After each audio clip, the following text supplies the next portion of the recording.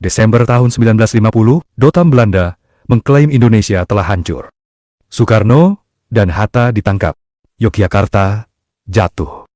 Dunia percaya bahwa Republik Indonesia sudah berakhir.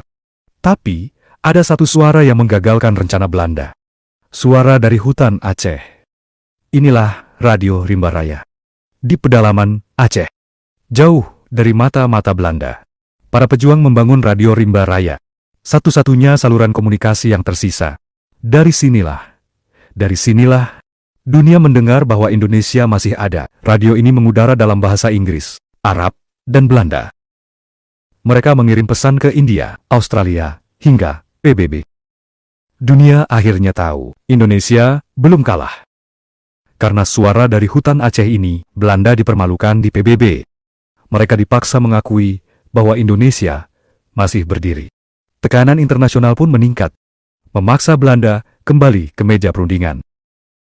Tanpa Radio Rimba Raya, mungkin Indonesia benar-benar dianggap lenyap.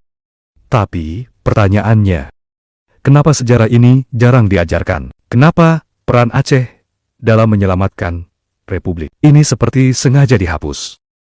Bagikan video ini, biarkan semua orang tahu bahwa Aceh bukan hanya bagian dari Indonesia, tapi penyelamat kemerdekaannya.